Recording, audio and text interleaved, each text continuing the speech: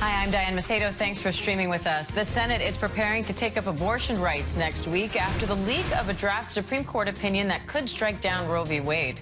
Democrats and at least 2 Republican senators are now looking for ways to use federal legislation to keep abortion legal nationwide.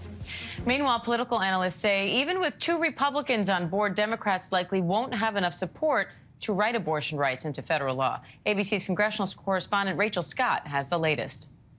The Supreme Court possibly poised to overturn Roe v. Wade. Democrats are scrambling to find ways to protect access to abortion. We are looking at a broad range of options. The Biden administration promising a fight, but not offering very many specifics. Over on Capitol Hill, Senate Democrats are pushing forward with a vote on legislation that would secure abortion access for millions.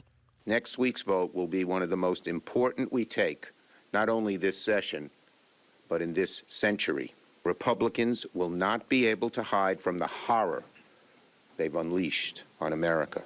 But that bill is almost certain to fail. Democrats don't have enough Republican support to get it passed. Only 2 Republican senators support abortion rights, Susan Collins and Lisa Murkowski.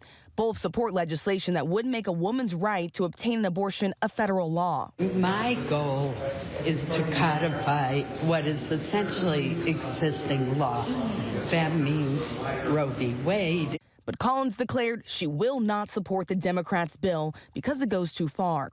This as states race to put their own rules in place before the Supreme Court ruling. Republican lawmakers in Louisiana advanced a bill to classify abortion as a homicide, as Connecticut's Democratic governor signed a bill protecting patients traveling there from states that have outlawed abortion. No politicians are going to get between you and your doctor. Outside the Supreme Court, demonstrators face off as investigations into who leaked that opinion draft continues. Chief Justice John Roberts reportedly telling a judicial conference the leak was absolutely appalling. Roberts saying he hoped one bad apple wouldn't change the way Americans view the Supreme Court. And Diane, that is the big question. What are the political consequences over that leak? Chief Justice John Roberts reportedly said that it will not affect the decision-making process. But what upsets him is that it gives the wrong impression of the people who are dedicated to serving the high court. Diane? All right, Rachel Scott, thanks for that. And let's bring in ABC's Faith Abubey in Washington for more on this. Faith, what would it mean practically if Louisiana passes this measure to classify abortion as homicide? Could women be prosecuted for getting an abortion, and would every miscarriage then have to be investigated? Well, Diane, you know, Louisiana is one of about 20-something states that have these trigger laws, as they are called, and those would restrict or ban abortions if the Supreme Court were to overturn Roe versus Wade. And so this specific bill would make abortion a homicide, and it actually targets providers and doctors and others who perform an abortion. But abortion advocates are saying that this also actually targets the pregnant woman, because if they do anything at all to terminate their pregnancy themselves, they can actually be charged and sent to prison for up to 10 years. This bill is still making its way through the Louisiana legislature and would amend the state's homicide statute in order for them to do this. And we're seeing other states take similar measures to restrict abortions while the national debate is continuing, of course, in the wake of that leaked draft opinion. Democrats here in Washington, they are in a race right now trying to figure out ways to protect and codify access to abortion. But the reality is they don't have that many options available to them right now. The Senate Majority Leader yesterday said that the plan is for them to put up a bill for a vote next week and make a major push to get some Republican support. Of course, in the evenly split Senate, they would need 60 votes in order to pass anything this big. And at this point, they only have the support of 2 Republicans, Alaska's Lisa Murkowski and Susan Collins from Maine.